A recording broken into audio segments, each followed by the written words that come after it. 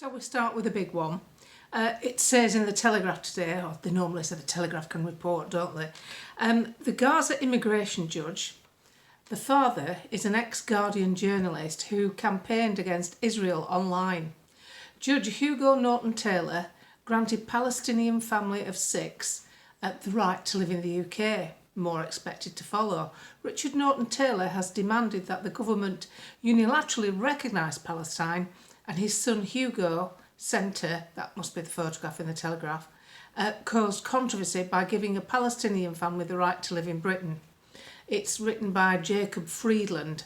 The immigration judge who made the controversial decision to grant a Palestinian family the right to live in Britain is the son of a former Guardian journalist. On Tuesday, the Telegraph revealed that Judge Hugo Norton-Taylor had granted a family of 6 who were given the right to flee Gaza and come to Great Britain.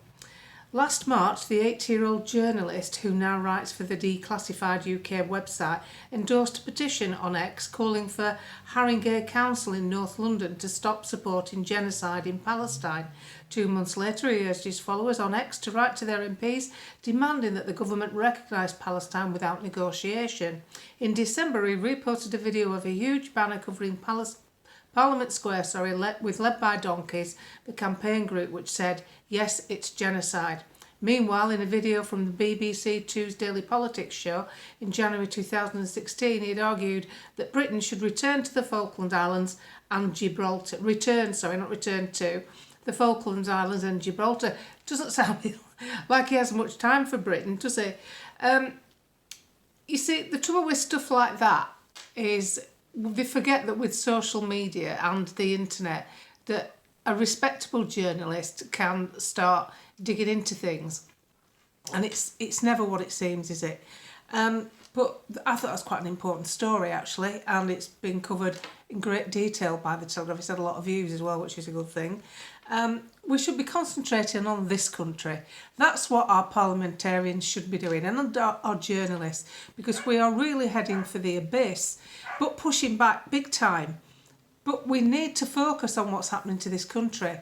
We've got 5 MPs in Parliament who are doing just that. And the conference yesterday, the press conference yesterday with Reclaim with Nigel and Richard Tice.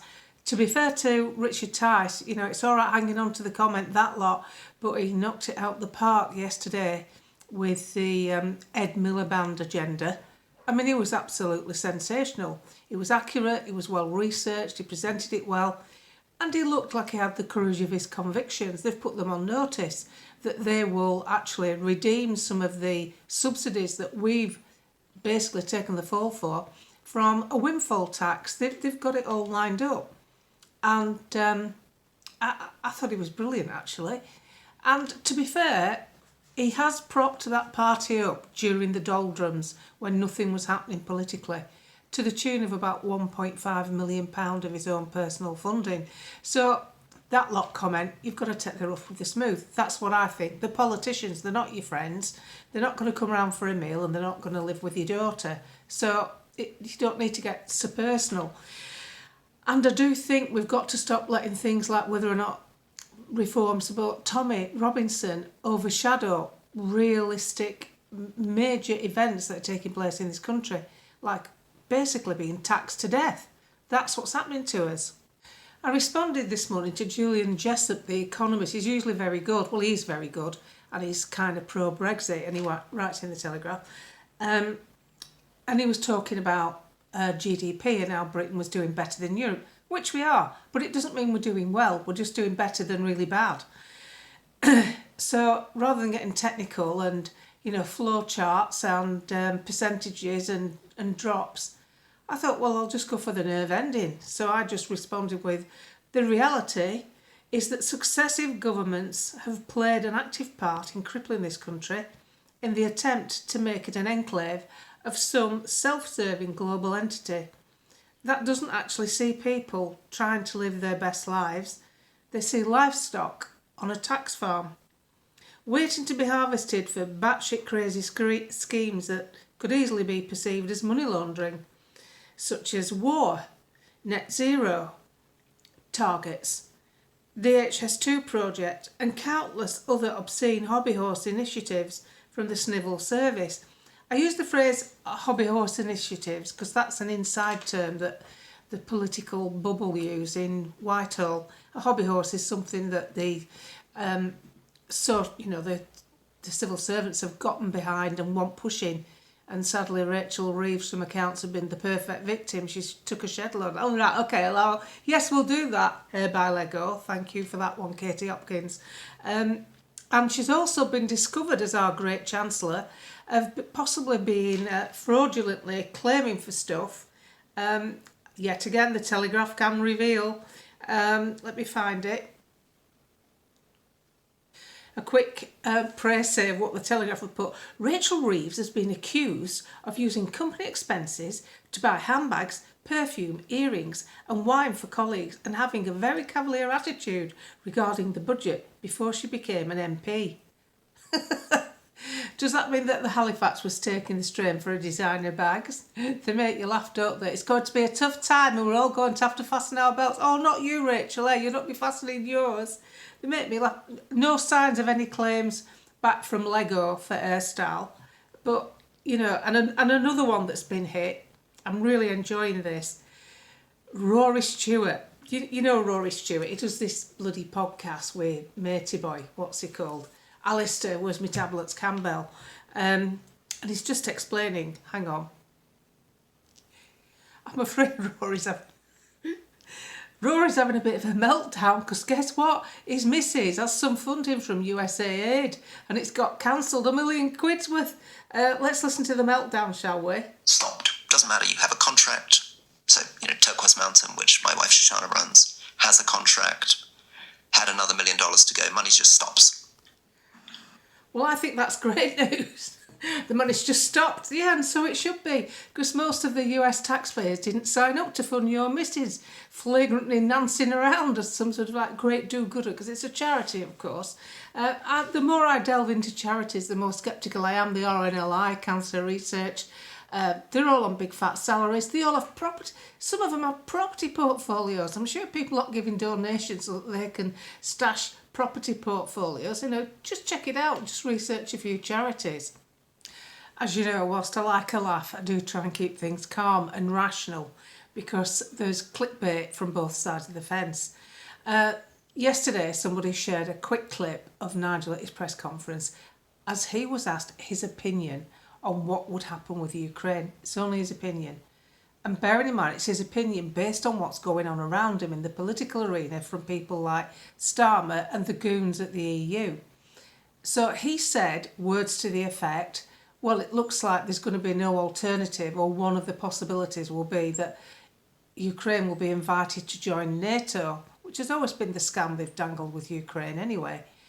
That doesn't mean that it's a reform policy or something that they would back. It means that's his observations of what's going on. But the people who don't like him, the people who have dumped him because they don't like the way he speaks to Tommy, or other people in the political arena who simply don't like him, are jumping on this, saying, oh, well, there you go, reform voters, look what you're getting. No, you're not. Because I would imagine Nigel Farage will assume that whatever's going on with Ukraine will be sorted out before he gets to office. It's 2029 before we get the chance to elect someone decent.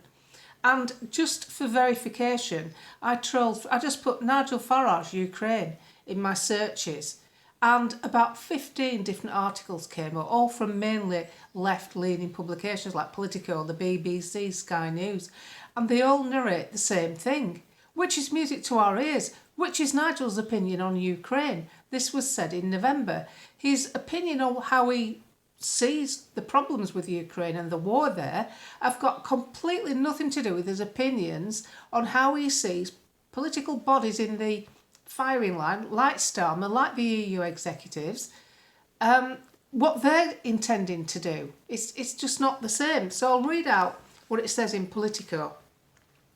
In Westminster, everybody still seems to think that we give Ukraine enough weaponry that somehow they're going to win the war. Farage said on his GB News show, yet when I got outside Westminster and talked to ordinary folk, I've not met anyone in my last month who thinks Ukraine is ever going to win. Farage added, I worry because I think the idea Ukraine's going to win, frankly, is for the birds. The Brexiteer suggested all the West are doing is helping to prolong a stalemate. Farage also warned that outgoing US President Joe Biden's strategy and the UK's own moves to not align with Trump's incoming administration is a dangerous thing. He is committed to negotiating a peace settlement. No one quite knows what that might look like, but that is what he's committed to do, said Farage. And it's what America decides to do that's quite important. Now, he said that in November. And as we know, Donald Trump is out for peace. He's said it enough times. He wants to stop the killing and he wants to stop the deaths. So around about the same time people were attacking Nigel for this, Donald Trump had taken to Truth Social and written a paragraph, quite a long paragraph, about his conversation that he just had with President Putin. And basically, I just had a lengthy and highly productive phone call with President Vladimir Putin of Russia. We discussed Ukraine and the Middle East, energy, artificial intelligence, the power of the dollar, the various other subjects. It goes on. And he basically says that he's looking for peace. Now, bearing in mind, if Ukraine joined NATO, that is something that Putin doesn't want. So when you look at the superpowers here, it's Russia and America. I can't see it ever happening because don't forget, Trump's view on NATO, it doesn't like the way they've left America to pick up the bill all these years. So he's not going to have a good, favourable stance on Ukraine joining, who have no money, who are up to their eyes in debt, and will have to probably give away the country's resources underground and above to fund just continuing as a country, which will be a vassal state on whoever's got the most money. So I don't think it's anything to worry about at all with Nigel because it's not his stance on you. It's not his stance. It's not Reform's stance. It's how he's seeing how other people handle it. And you know the great thing about Trump is he's reaping through the USA aid contracts. We've got our own girl. She's called Charlotte Gill. She's on Twitter and Facebook. Do look her up. She's thorough, investigative, used to work at GB News, writes in the Telegraph, and she's really thorough on what she's finding out on where our taxes have been spent. Like gender ideology in Ethiopia. Ethiopia, they haven't got food on the plates, for goodness sake. We've got our priorities all wrong because we've got a woke government. And we've got one shot at getting them out. And the best thing you can do, as I've said before, talk to neighbours, friends and family. Just bring it up. Casual stuff, nothing big, nothing too heavy. No aliens, no chemtrails. Just cost of living, stuff you can see that's happening to every single one of us. And I think that will make a hell of a difference. Because I got a message yesterday from someone who's, I know personally, it was in my phone. I hadn't seen it for a couple of days actually. She's not on Twitter, but she's on Facebook. But she apparently she took the trouble to message me about, I don't know, 12 months ago. She said, June, you know, whilst we get on, well, she thinks we do, I'm going to have to snooze your Facebook account. I just can't cope with the news feeds. I thought, all right then. You know, she's on about macrame and dog grooming and just nothing edgy at all. Anyway, I got a message from her apparently the other day, and she's put, let me have a look. I'll have to do a voice, I can't help it because I know what she sounds like. June, I'm incandescent with rage. We've actually joined Reform. I actually think Starmer is a communist. Put the bloody light on. Put big light on, someone's awake. So by the time I got back to it, it'd been on a couple of days, so I just put, wow, a lefty like you, it's a pity you snoozed me post. You might have noticed about 6 months earlier after the 1,023 posts I've put on. Plus tweets. So there you have it. Trust me, this is a lefty. This is kiss a tree, save a whale. She likes Greta. Oh, she likes Greta Thunberg, you know, the doom goblin. The Swedish doom goblin strikes again. And I love the way the lefties in America are going on about how Trump... Now, you know, they complained about old men before. Now they're complaining that there's too many young white men in politics. But best of it is, this is the same bunch that heralded the Swedish doom goblin for listening to about things to do with the weather. Like she got some scientific degree in it. Basically, she's a school truant with a wobbly eye. You know what I mean? She's just got a wobbly eye that's nicked off school, and someone's decided that she's just about the right kind of material to like shove in front of us. They've done it before with a South American girl, didn't they, about 20 years ago? But all families like connected to it, you know, it's all like a bit of a gravy train. As far as I can see, I mean, I'm not judging, of course, here. You'll have to do your own research. But I did actually own up yesterday, because obviously I am a pretty upbeat person. I keep my Dave going, he's a bit downbeat. But I did put a post on yesterday where I basically said, I just want to be able to sit and watch a sunset with a glass of wine and tickling my dogs and feel content and feel that I'm in the right place, I'm safe where I live. I can go into town without having to take jewellery off or worry that I'm going to get mugged or someone's going to come past on a moped with a machete. I don't want to live like that. And I don't want to think that as I'm getting older, the very services I've paid into all my life, like the NHS, are going to be so wilted that even normal healthcare isn't going to be available. Some surgeries are telephone calls only. That's a worry. It doesn't mean I don't see these things happening and I don't concern myself with it. Of course I do. Sometimes, you know, if my dog wants to pee in the middle of the night and I get up to let her out, I think about these things. Of course I do. I'm not blind to it. But all I'm saying is that we, as this particular generation, I call it a generation, but there's some people in their 30s, 40s, where, you know, the people alive on the planet now, old enough to understand there's something wrong with it, we have to still get the best from each day, because we still don't know how long our days, well, how many we've got. I'll show you how quickly general life can be snatched away, and that's why I don't waste a minute. I love my blogging. Don't ever think I'm doing this because I'm trying to earn money. I'm doing this because I like doing it. I like connecting with you, and it's really important to me to see you on the thread, because then I know I'm not going bonkers. Because I see people say, that's just what I thought. I think, oh, thank God. Because I do isolate myself a bit. I can't cope with going out with people for a drink or a meal that aren't on my wavelength anymore. I just can't do it. I don't want to sit with them. I'm holding my knife and fork like a rear gunner because I want to put them down and say something. I can't cope with it, so I don't associate with them. They think I've gone balmy. I'm not. I'm just avoiding a row. I'm all right if I'm around people who think like me, but not. And there's some of them are my old mates. And the other ones that anger me even more are the ones that say, well, I know, but what can we do? Well, you can do something. You can talk to your friends and be a bit more active about noticing what's going on. And write to your MP, tell your friends, wake your bloody kids up. So that's why I'm kind of upbeat, because I do think no matter what's going on politically, you don't want to shift yourself to a position where your political problems are answered, but another boulder rolls toward you that you know you didn't expect. Especially at my age, that boulder's probably going to be health, isn't it? And a friend of mine who's an avid campaigner for freedom of speech. She's a wonderful woman. Her father was an MP. Her brother's Bear Grylls. And sadly, her husband died suddenly on a train station a couple of days ago.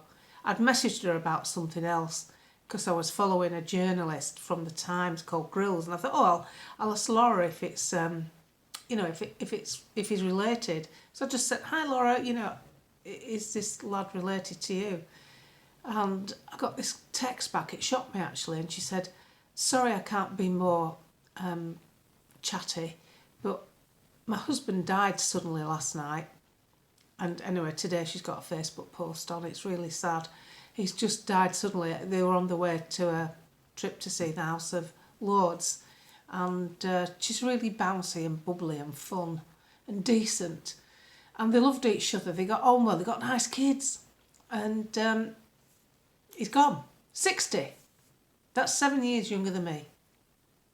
And a friend of mine who I don't really see much anymore, not because, distance really, 54, gone. You don't know when it's going to happen. It could be me. I could have something wrong with me. I don't know. and I don't go looking for trouble. So don't waste your valuable time sitting dwelling on what's going wrong with the country. There'll be previous generations that sat there and worried like you. I always think of that. I think it was a Labour MP who stood up at the Oxford Union, and his voice was breaking. He was that emotional about being in the European Union and how bad it was for us. And basically, he foretold where we sit today, at the gateway of communism. And he was distraught. This was back in the 70s. Well, I didn't think anything like that then. I was too young. I was just leaving school, nicking off, working in a pub, saving up, working on a market, on a knicker stall, on a fruit and veg stall. More bloody jobs than fugitive me when I was young. But I wasn't thinking about it, was I? I was just getting on with my life. So you have to get on with your life, because you don't know how much time you've got, and that's the most important thing.